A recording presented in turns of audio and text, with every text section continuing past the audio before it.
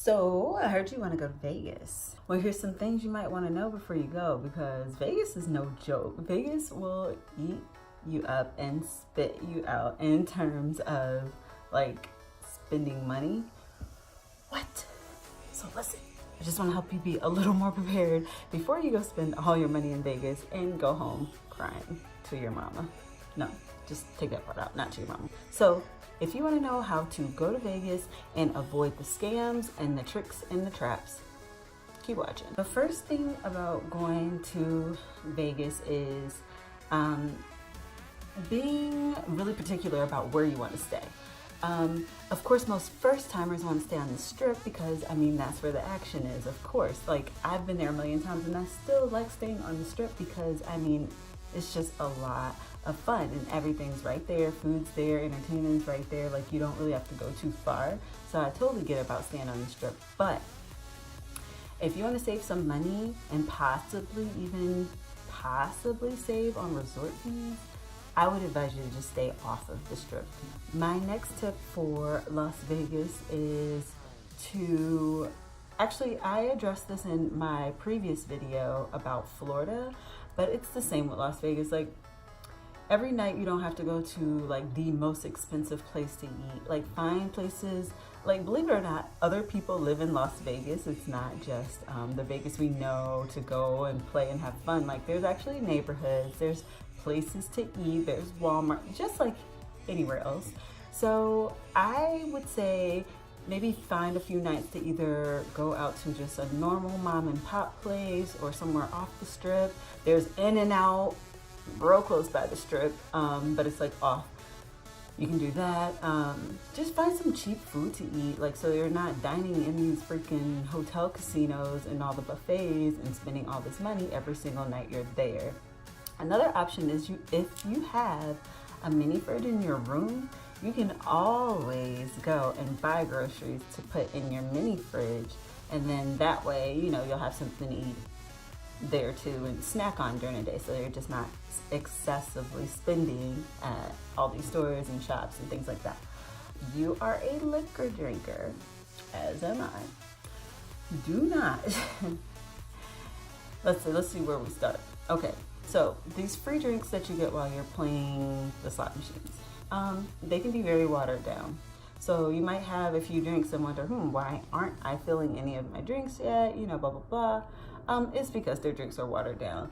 So along with that, you also don't want to just be spending all day long walking around to all these hotels, you know, buying drinks here and there and here and there, when you can just go stop at like a CVS or a liquor store. There's like a really big liquor store there on the Strip.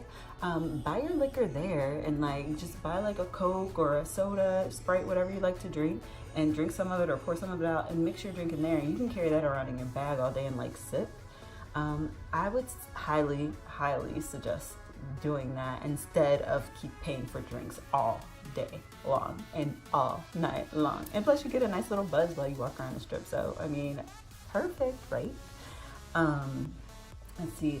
Another one I would say is to don't get caught up playing slot machines, especially in the airport, because it's gonna be like really super enticing to want to play them. As soon as you step off of the plane, you're going to hear the ringing of slot machines and you're gonna get so freaking excited, and boom, next thing you know, you're at the freaking slot machine spending all your money that you didn't want to spend yet because you want to spend it on the Strip. So don't do that. Just, I mean, maybe a couple if you're like, oh, I just want to do it just to say I did, but don't get caught up sitting there spending all your money inside the airport. Don't do that. It's a waste of money. Some people actually win, I've heard, but it's rare, so there's that. Taking taxis, that's a whole nother thing. These taxis can be such a scam because they know you're a tourist and you don't really know where you're going unless you've been there before. So as soon as you get into a taxi, tell them you want to take the shortest route.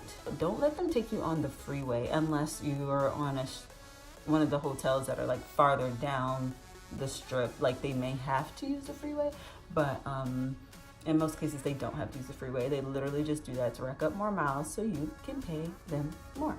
yourself. Don't get caught in that trap.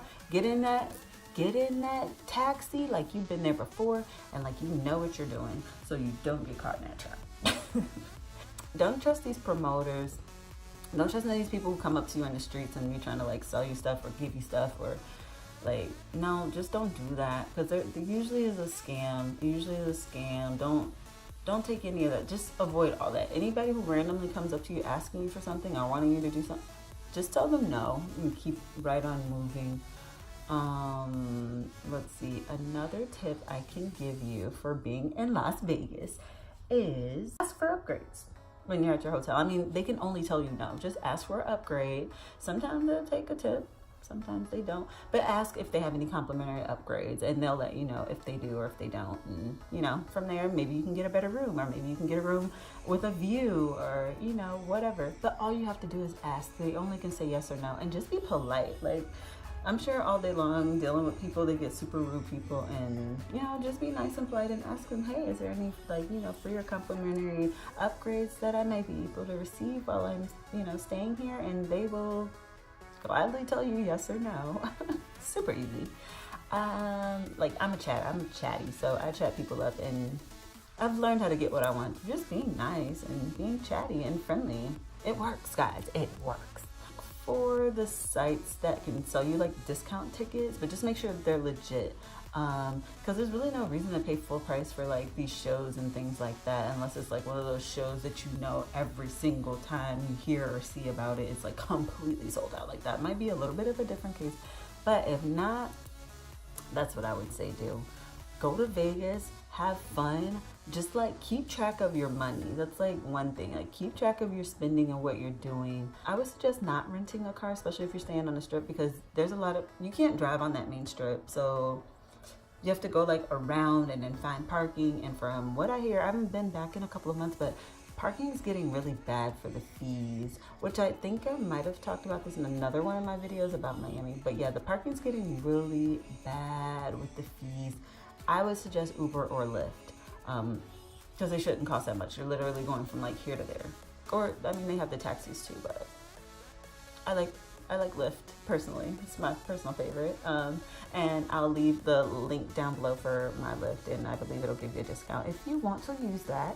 But yeah, so other than that, go to Vegas, have fun, keep track of your money, use these